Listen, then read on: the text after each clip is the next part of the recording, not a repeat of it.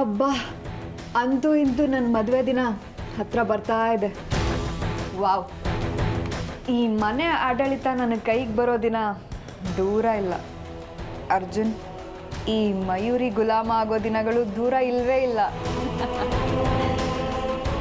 ಆ ಅಮೃತ ಅನ್ನೋ ಮುಳ್ಳನ್ನ ನಿಂತ ಜಾಗದಲ್ಲೇ ಹೇಗೆ ಹೊಸ್ಕಾಗ್ದೆ ನೋಡು ಅರ್ಜುನ್. ಹೊಸ್ಕಾಕಿಲ್ಲ ಮಯೂರಿ, ಹೊಸ್ಕಾಕಿದ್ದೀನಿ ಅನ್ನೋ ಭ್ರಮೇಲಿದ್ಯಾ ನೀನು ಅಷ್ಟೇ. ಅಕ್ಕ, ಏನ್ ನಿಮ್ಮ ಮಾತಿನ ಅರ್ಥ? ಹೊಸ್ಕಾಕೋಕೆ ಅವಳೇನ್ ಸೊಳ್ಳೆನ ನೊಣನ? ನೀನ್ ಅವತ್ತು ಹೇಳಿರೋ ಹಾಗೆ ಅವಳೊಂದು ಕೆಟ್ಟ ಹಾವು. ಅದಕ್ಕೆ ಹೇಳ್ತಾ ಇರೋದು ನೀನು ಭ್ರಮೇಲಿದ್ಯಾ ಅಂತ. ಅಕ್ಕ, ಅರ್ಜುನ್ ನನ್ನ ಬುಟ್ಟಿಗೆ ಬಿದ್ದಾಗಿದೆ. ಮದುವೆ ಒಂದು ನೆಪ ಅಷ್ಟೆ. ಈಗ ಯಾಕೆ ಅಮೃತನ ಮಾತು? ನಿನ್ ಬುಟ್ಟಿಯಿಂದ ಆ ಅಮೃತ ಹತ್ರ ಹೋಗಕ್ಕೆ ಏನ್ ಮಹಾ ಕಷ್ಟನಾ? ಈಗ ಹೋಗಿಲ್ವಾ? ಅಂದ್ರೆ ಅರ್ಜುನ್ ಆ ಅಮೃತ ಮನೆಗೆ ಅದ್ಯಾವುದೋ ಸುಡ್ಗಾಡ್ ಫೈಲ್ಗೆ ಸೈನ್ ಹಾಕ್ಸ್ಕೊಂಬರೋ ನೆಪದಲ್ಲಿ ಹೋಗಿದ್ದಾನೆ. ಏನ್ ಹೇಳ್ತಿದ್ದೀರಾ? ಹ್ಞೂ, ಮತ್ತೆ ಅವನಾಗೆ ಹೋಗಿದ್ದಾನೆ ಅಂತ ಅನ್ಕೊಂಡ್ರೆ ನಿನ್ನ ಸ್ಪೆದ್ದು ಯಾರೂ ಇಲ್ಲ. ಮೋಸ್ಟ್ಲಿ ಅವಳೇ ಏನೋ ನೆಪ ಹೇಳಿ ಕರ್ಸ್ಕೊಂಡಿರೋದ್ರಲ್ಲಿ ಚಾನ್ಸ್ ಇದೆ ನೋಡು. ನನಗೇನೋ ಈ ಮದ್ವೆ ನಡೆಯೋದು ಡೌಟ್ ಅನ್ನಿಸ್ತದೆ. ಅಕ್ಕ, ನಾಲ್ಗೆ ಮೇಲೆ ನಿಗಾ ಇರಲಿ. ಎಂಗೇಜ್ಮೆಂಟ್ ಆಗಿದೆ, ನಾ ಯಾಕೆ ಡೌಟು? ಅಯ್ಯೋ, ಈಗಿನ ಕಾಲದಲ್ಲಿ ಎಂಗೇಜ್ಮೆಂಟ್ಗೆ ಎಲ್ಲಮ್ಮ ಬೆಲೆ. ಹಾಕಿರೋ ರಿಂಗ್ನ ಕಿತ್ತಾಕೋದು ಎಷ್ಟೊತ್ತು?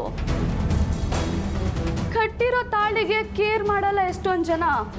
ಈ ರಿಂಗ್ ಯಾವ ಲೆಕ್ಕ?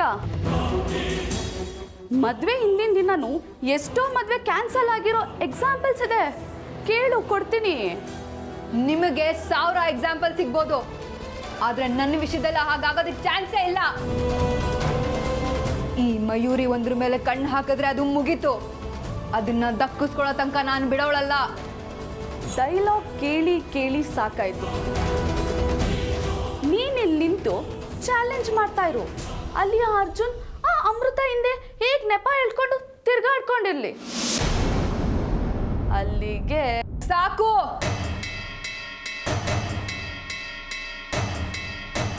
ನೀನ್ ನನ್ನ ಬಾಯಿ ಕಟ್ ಹಾಕಿದ್ರೆ ಏನು ಯೂಸ್ ಇಲ್ಲ. ತಾಕತ್ತಿದ್ರೆ ನೀನ್ ಅರ್ಜುನ್ನ ಕಟ್ಟಾಕೋ, ನೋಡೋಣ. ಆಗೊಪ್ತೀನಿ. ಏನು ನಿನ್ನ ಒಳ್ಳೇದಕ್ಕೆ ಹೇಳ್ದೆ ಅಷ್ಟೇ. ಅದೇನು ಮಾಡ್ತೀಯೋ ಮಾಡು. ನಿನ್ನ ಮದ್ವೆನ ಅದೇ ಉಳಿಸ್ಕೋತೀಯೋ ಉಳಿಸ್ಕೋ.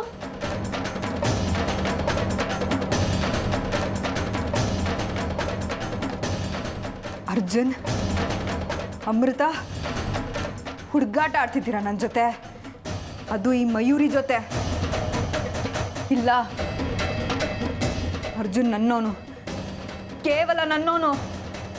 ನಿನ್ನ ಪಾಲಾಗೋದಕ್ಕೆ ನಾನು ಯಾವತ್ತೂ ಬಿಡಲ್ಲ.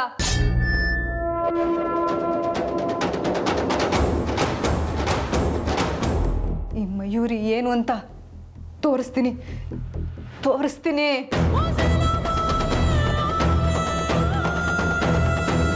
ನಿಂಗೆ ಇದ್ರಲ್ಲಿ ಯಾವುದಾದ್ರೂ ಇಷ್ಟ ಆಗುತ್ತೆ ಅಂತ ತುಂಬ ಚೆನ್ನಾಗಿದೆ.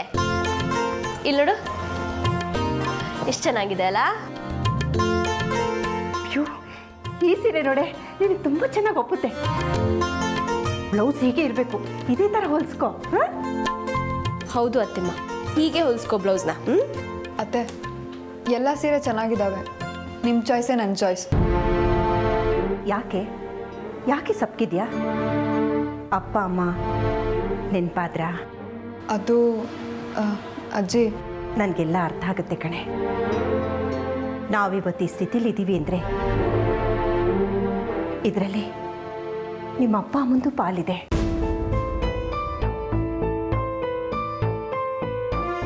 ಬೇಜಾರು ಮಾಡ್ಕೋಬೇಡ ಮಯೂರಿ. ಅವ್ರ ಊರಲ್ಲಿಲ್ಲ ಅಂದ್ರೂ ನಾವಿದ್ದೀವಲ್ಲ, ಧಾಮ್ ಧೂಮ್ ಅಂತ ಭರ್ಜರಿಯಿಂದ ಮದುವೆ ಮಾಡೋಣ.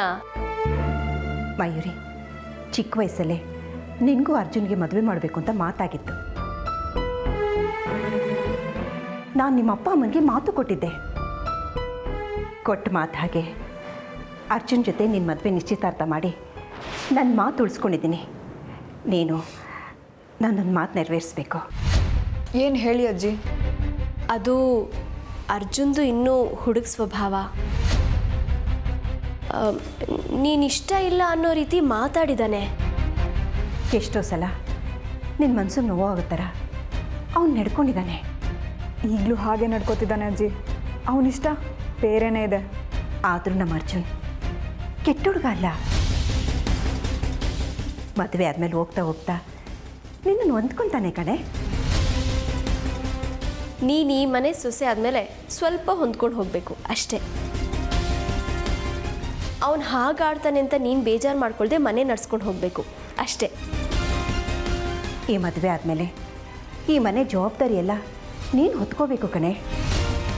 ನನಗೂ ವಯಸ್ಸಾಯಿತು, ಆ ಚಿತ್ರನೋ ಪೆದ್ದು.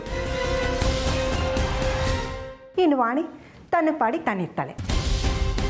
ಎಲ್ಲನೂ ನಮ್ಮ ಹೇಮ ಒಬ್ಬಳೇ ಹೇಗೆ ನಿಭಾಯಿಸ್ತಾಳೆ ಹೇಳು? ನೀನು ಅವಳಿಗೆ ಸಾಥ್ ಕೊಡಬೇಕು. ನೋಡು, ಇನ್ನು ಮುಂದೆ ಈ ಮನೆಗೆ ನೀನೇ ಯಜಮಾನಿ ಅಂತ ಅಂದ್ಕೋ. ನನಗೂ ಅದೇ ಬೇಕಿರೋದಜ್ಜಿ. ಆ ದಿನಕ್ಕೆ ನಾನು ವೆಯ್ಟ್ ಮಾಡ್ತಿರೋದು. ಅರ್ಜುನ್ ಹೇಗೆಗೋ ಆಡ್ತಾನೆ ಅಂತ ನೀನು ಅಪ್ಸೆಟ್ ಆಗಬೇಡಮ್ಮ.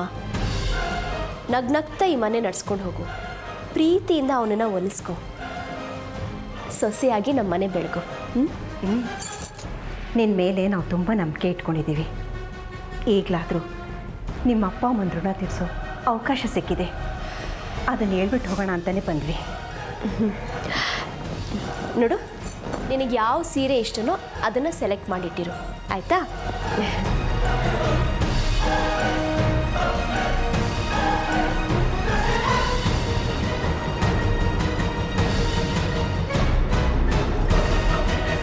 ನೀವೆಲ್ಲ ಎಷ್ಟು ಇನ್ನೋಸೆಂಟ್ ಅಜ್ಜಿ.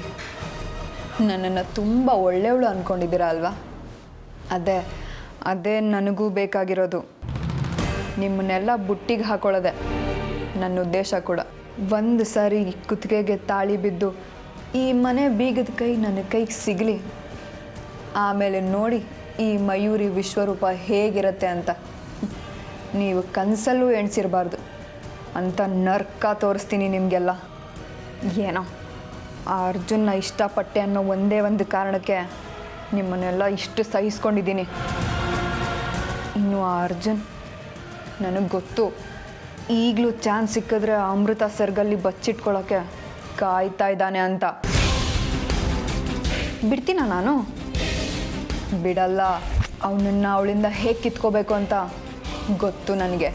ಕನಸಲ್ಲೂ ಆ ಅಮೃತ ಅನ್ನೋ ಹೆಸರು ಅವನ ತಲೆಯಲ್ಲಿ ಬರಬಾರ್ದು, ಹಾಗೆ ಮಾಡ್ತಾಳೆ ಈ ಮಯೂರಿ. ನೋಡ್ತಾ ಇರಿ ಎಲ್ಲರೂ.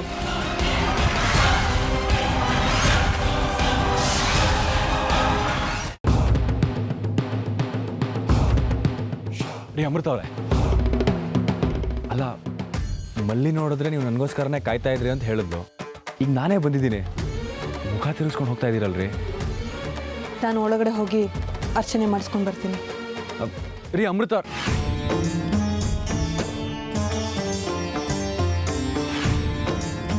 ಯಾರ ಹೆಸರಲ್ಲಮ್ಮ ಅರ್ಚನೆ ಮಾಡಬೇಕಾಗಿರೋದು? ನನ್ನ ಕನಸಲ್ಲಿ ದಿನ ಒಬ್ಬರು ಬಂದು ಕಾಡ್ತಾರೆ. ಅವ್ರ ಹೆಸರಲ್ಲಿ ಅರ್ಚನೆ ಮಾಡಿಸ್ಬೇಕಾಗಿತ್ತು. ಇದೇ ನಮ್ಮ ವಿಚಿತ್ರ. ಕನ್ಸಲ್ಲಿ ಬರೋರ್ಗ ಹೆಸರು ಇದೆಯಾ? ಇದ್ರೆ ಹೇಳ್ಬಿಡಮ್ಮ. ಅವ್ರ ಹೆಸರು ನನ್ನ ಮನಸ್ಸಲ್ಲಿದೆ. ಸಾಕು, ನೀವು ಅರ್ಚನೆ ಮಾಡಿ.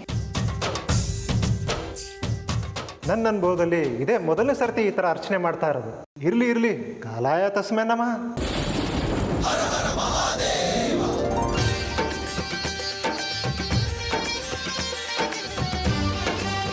ರೀ ಅಮೃತ ಅವರೇ, ಬೇಗ ಬನ್ನಿರಿ.